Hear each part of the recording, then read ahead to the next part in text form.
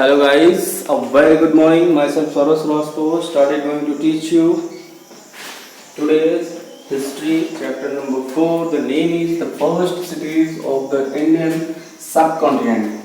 My dear student, okay, now let's begin the class, okay. And today in today's class I am going to discuss about the first cities of the Indian subcontinent. यानी कि Indian subcontinent में ऐसी पहली city कौन सी थी, इसके बारे में हम डिस्कस करेंगे। चलिए तो शुरू करते हैं। Man's lifestyle changed significantly after the learn to use metals.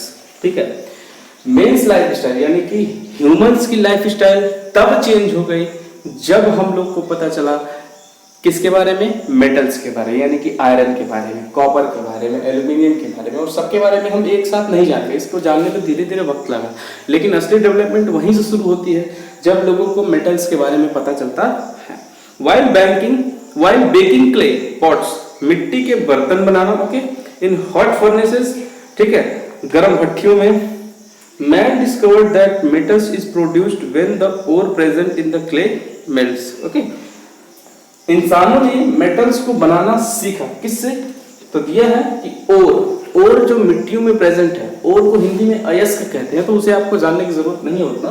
और आप ध्यान दीजिए, ओर का मतलब होता है कि अगर क्ले, ठीक है ना, क्ले का मतलब हम सॉइल भी एक तरह से उसको कह सकते हैं। क्ले में अगर मेटल्स या दूसरे मिनरल्स की कुछ चीजें अगर हमें मिलती हैं तो हमें क्या कहते हैं, उसको हम ओर कहते हैं। तो उससे उन्होंने मेटल निकालना क्या किया, सीखा। Copper was the first metal to be used by man. देखिए अब इस वर्ड को आपको याद रखना है कि कॉपर जिसका सिंबल होता है COPPER, कॉपर वो पहला मेटल है जो सबसे पहले इंसानों ने या ह्यूमंस ने यूज करना सीखा। The period during which man used both copper and stone tools is called the palaeolithic age, okay, ठीक है। वो पीरियड जिसमें मैन ने कॉपर और स्टोन दोनों का यूज साथ साथ किया, उस एज को हम लोग पैलियोलिथिक एज कहते हैं। स्पेलिंग में लिख देता हूं बोर्ड पे, ओके, CHALLITHIC,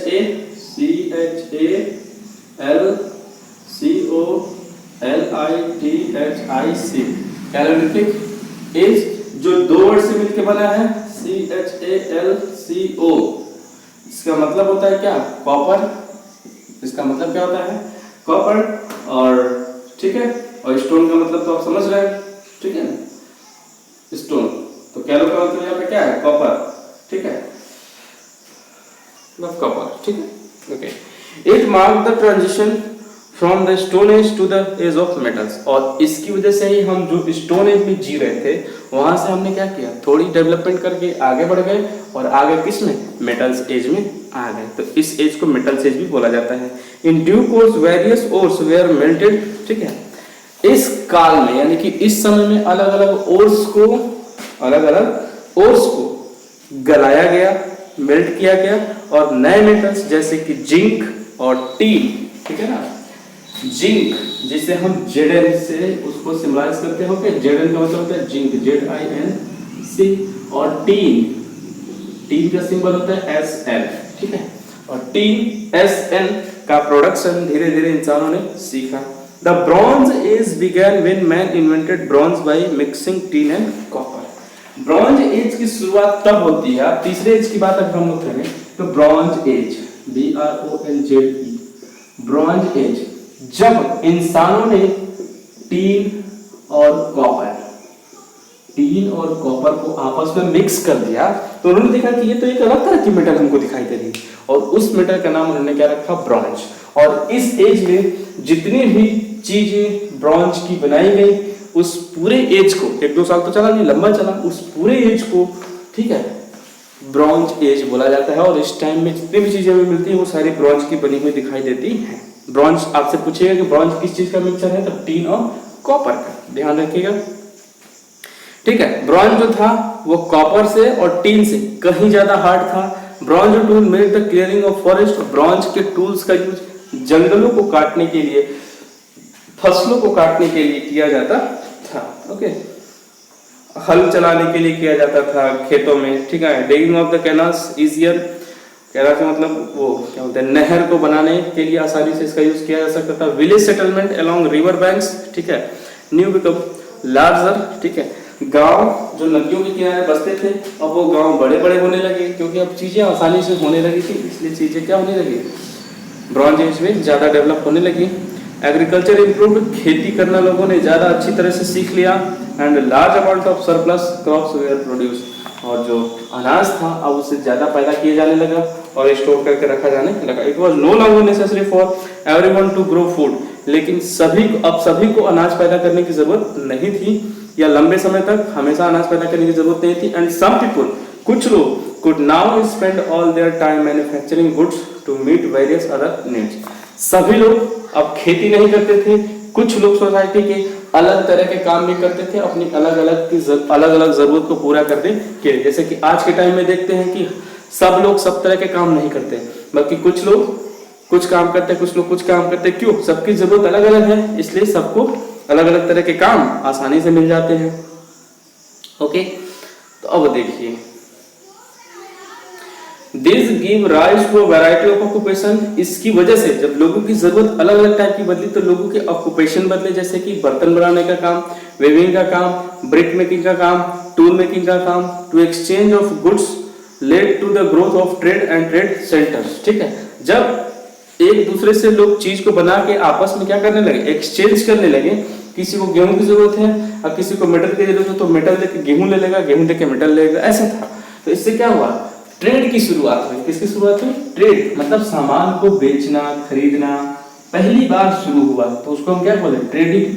ट्रेड की शुरुआत हुई और ट्रेड सेंटर की, जहां पे सामानों को बेचा जाता था और खरीदा जाता था, इसकी शुरुआत धीरे धीरे हुई। जो आज हम देखते हैं ये एक दो दिन का खेल नहीं है, ये बहुत हजारों सालों की मेहनत है जो आज के मार्केट हमें दिखाई देते हैं। Okay, the trade centres where a large number of people settled developed into cities.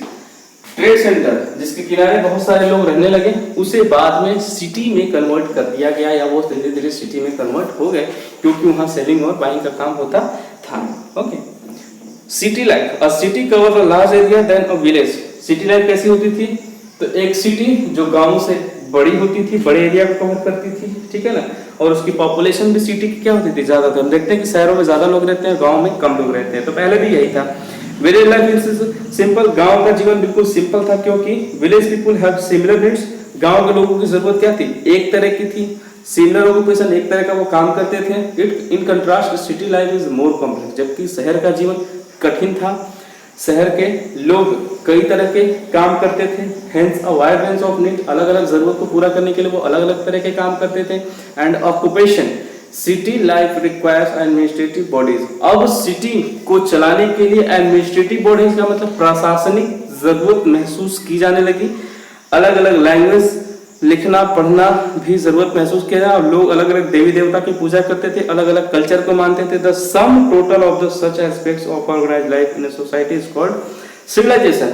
और इन सभी जरूरत को अगर हम एक साथ मिलाते हैं, मतलब हमारी रोज की जरूरत, पूजा पाठ, कल्चर, लैंग्वेज, पढ़ाई लिखाई, इन सबको अगर हम एक साथ मिला दें तो उसी को हम एक वर्ड में कह सकते हैं सिविलाइजेशन। क्या कह सकते हैं? सिविलाइजेशन। सिविलाइजेशन जिसका मतलब होता है सभ्यता। सभ्यता, ठीक है ना, सभ्यता। सभ्यता का मतलब एक ऐसा एज जिसमें कुछ लैंग्वेज का विकास हुआ हो, कुछ मतलब बहुत सारी चीजों का विकास एक साथ हुआ हो, उसे हम क्या कहते हैं? सिविलाइजेशन कहते हैं। आई होप आपको चीजें समझ में आ रही होंगी। The right of cities in the bronze age, bronze age में जितनी भी सिटीज डेवलप हुई, ठीक है ना, उन सबको सिविलाइजेशन यानी कि सभ्यता नाम दिया गया, क्योंकि उस समय सिटीज काफी अच्छी डेवलप की गई थी। The earliest cities of the Indian subcontinent came up to the north west. और सबसे पहली ब्रॉन्ज एज में जो सिटी इंडिया में हमें दिखाई देती है, जिसके बारे में हम जान पाए हैं, वो कहाँ पे है? नॉर्थ वेस्ट में। कहाँ पे है? नॉर्थ वेस्ट में। नॉर्थ वेस्ट में है, in the region drained by the river Indus, जहां पे इंडस रिवर बहती है। इंडस का मतलब होता है सिंधु नदी, ठीक है ना, सिंधु नदी। सिंधु को ईरानियों ने हिंदू कहा, इसीलिए इंडिया का नाम हिंदुस्तान पड़ा, ठीक है, ओके।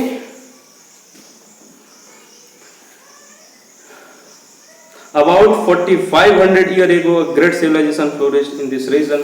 ठीक है, आज से लगभग 4500 साल पहले यानी कि 4500 साल पहले इंडिया में एक सभ्यता यानी कि सिविलाइजेशन का जन्म होता है जिसका नाम है Indus Valley Civilisation. Indus Valley Civilisation. ठीक है, तो इसके बारे में हम लोग अगले वीडियो में डिस्कस करेंगे। तो देखिए इंडस, क्यों इंडस नाम पड़ा? क्योंकि वो सिंधु नदी के किनारे बसा था। वैली क्यों पड़ा? क्योंकि वो किनारे था, मतलब सिंधु नदी के किनारे था। तो किनारे किसी भी नदी के किनारे के एरिया को अगर नदी से काट के जा रही है, जैसे पहले क्या था कि नदी ऐसे दो जगह से मिल रही है ना, तो जैसे ये नदी यहाँ पे मिली तो इस एरिया को वैली बोला जाता है, क्योंकि वी शेप का है ना, इसीलिए इसको क्या बोला जाता है? वैली बोला जाता है। इसीलिए इसका नाम क्या पड़ा? Indus valley. इस शेप की वजह से इस बीच में लोग रहते थे। ठीक है ना, और सिविलाइजेशन का मतलब होता है सभ्यता। सभ्यता उसको कहते हैं जब एक लैंग्वेज, ठीक है, ऑक्यूपेशन, ठीक है, एक्टिविटी, प्रोडक्शन, मतलब बहुत सारी चीजों का विकास, डेवलपमेंट जब एक साथ होता है तो सारी चीजें मिलकर एक सिंगल वर्ड का निर्माण करती हैं, जिसका नाम पड़ता है क्या? सिविलाइजेशन यानी कि सभ्यता। ओके, आई होप आपको आज की क्लास बहुत अच्छे से पसंद आई होगी। तो thank you so much for today. बहुत बहुत धन्यवाद आपका।